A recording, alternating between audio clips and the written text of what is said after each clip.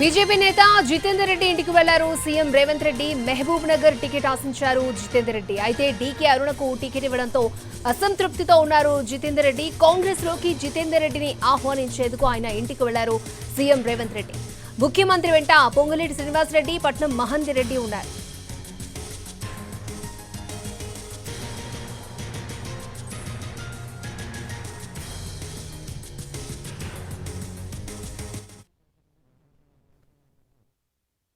రెడ్డి గారు ఇంటికి కొత్తగా ఏం కాదు.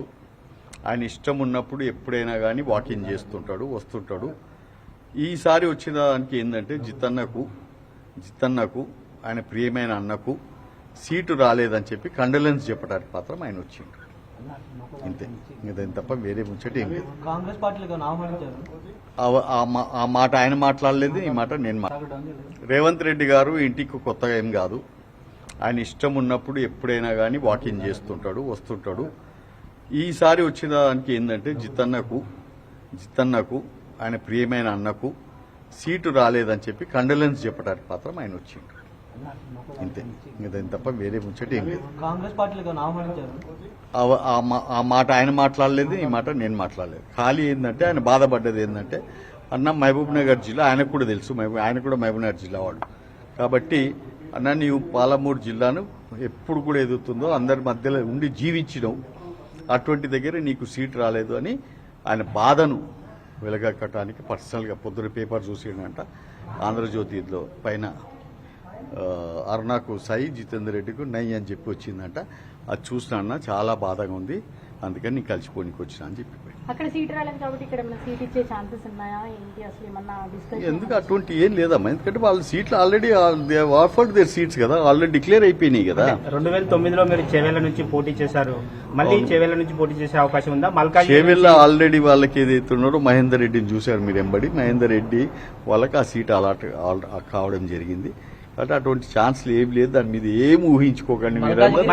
ఆయన మల్కాజ్గిరి నేను చెప్తున్నా కదా మీకు, ఆయన వచ్చిన దాంట్లో అటువంటి ఏ ఒక్క మాటలు లేవు, ఏ ఒక్క సీట్ గురించి కూడా చర్చించలేదు. ఖాళీ ఒక్కటే ఏంటంటే ఆయన కండోలెన్స్ చెప్పడానికి వచ్చిండు. మీ పార్టీ టికెట్ ఇవ్వలేదు సార్, మీ డెసిషన్ ఏంటి అసలు? మీ కార్యకర్తలు నేను ఉన్నా కదా, పార్టీతో ఉన్నాను, పార్టీ ఎంబడే ఉన్నాను. మీరు ఎందుకు నన్ను తొందర పెడుతున్నారు? హ్యాపీగా ఉన్నాను, ఇది చేసుకుంటున్నా, పార్టీ ఎంబడే ఉన్నాను నేను. భవిష్యత్తు కార్యాచరణ ప్రణాళిక భవిష్యత్తు మా అధిష్టానం నిర్ణయిస్తుంది నా మీద. సార్ నిన్నటి వరకు పార్టీ వీడుతున్నారు అని ఒక టాక్ నడుస్తున్న నేపథ్యంలో ఇవాళ సీఎం మీ ఇంటికి రావటం అనేది ఒక చర్చనీయాంశమే కదా. అది మీరు నడిపిండొచ్చు కానీ నాకైతే అటువంటి ఊహలేదు, అటువంటి ఏపీ నేను అనుకోలేదు కూడా. కంపల్సరీ సీట్ నాకే వస్తుందన్న నమ్మకం మీద నేనున్నా. బీజేపీలో కొనసాగుతారా సార్? కొనసాగుతూనే ఉన్నా కదా, చూస్తూనే ఉన్నావు కదా, డౌట్ ఎందుకు వస్తుంది నీకు? అంటే ఇప్పుడు ఎన్నికల సమయం కాబట్టి సీట్లు రాని వాళ్ళు పార్టీలు మారుతున్నారు, సహజంగా అవన్నీ చర్చలు అవన్నీ వద్దు.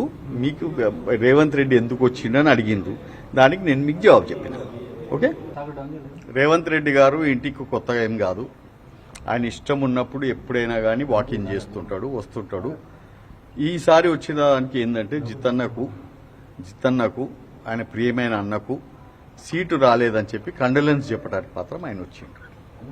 ఇంతే, ఇంకేం తప్ప వేరే ముచ్చట ఏం లేదు. కాంగ్రెస్ పార్టీలో ఆ మాట ఆయన మాట్లాడలేదు, ఈ మాట నేను మాట్లాడలేదు. ఖాళీ ఏంటంటే ఆయన బాధపడ్డది ఏంటంటే అన్న మహబూబ్ నగర్ జిల్లా ఆయనకు కూడా తెలుసు, ఆయన కూడా మహబూబ్ నగర్ జిల్లా వాడు కాబట్టి అన్న నీవు పాలమూరు జిల్లాను ఎప్పుడు కూడా ఎదుగుతుందో అందరి మధ్యలో ఉండి జీవించినావు, అటువంటి దగ్గర నీకు సీటు రాలేదు అని ఆయన బాధను వెలగక్కటానికి పర్సనల్గా పొద్దున పేపర్ చూసిండంట. ఆంధ్రజ్యోతిలో పైన అరుణకు సై, జితేందర్ రెడ్డికి నై అని చెప్పి వచ్చిందంట. అది చూసినా చాలా బాధగా ఉంది, అందుకని నీకు కలిసిపోనికి వచ్చినా అని చెప్పి.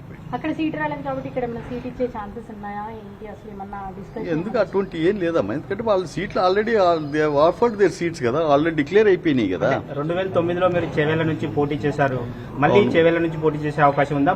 చేవెళ్ల ఆల్రెడీ వాళ్ళకి ఏదైతే ఉన్నారో మహేందర్ రెడ్డిని చూశారు మీరు ఎంబడి, మహేందర్ రెడ్డి వాళ్ళకి ఆ సీట్ అలాట్ కావడం జరిగింది. అంటే అటువంటి ఛాన్స్లు ఏం లేదు, దాని మీద ఏం ఊహించుకోకండి మీరు. ఆయన మల్కాజ్గిరి నేను చెప్తున్నా కదా మీకు, ఆయన వచ్చిన దాంట్లో అటువంటి ఏ ఒక్క మాటలు లేవు, ఏ ఒక్క సీట్ గురించి కూడా చర్చించలేదు. ఖాళీ ఒక్కటే ఏంటంటే ఆయన కండోలెన్స్ చెప్పడానికి వచ్చిండు. మీ పార్టీ టికెట్ ఇవ్వలేదు సార్, మీ డెసిషన్ ఏంటి అసలు మీ కార్యకర్తలు నేను ఉన్నా కదా, పార్టీతో ఉన్నాను, పార్టీ ఎంబడే ఉన్నాను. మీరు ఎందుకు నన్ను తొందర పెడుతున్నారు? హ్యాపీగా ఉన్నాను, ఇది చేసుకుంటున్నా, పార్టీ ఎంబడే ఉన్నాను నేను. ఓకే, భవిష్యత్తు కార్యాచరణ ప్రణాళిక ఏంటి? భవిష్యత్తు మా అధిష్టానం నన్ను నిర్ణయిస్తుంది నా మీద.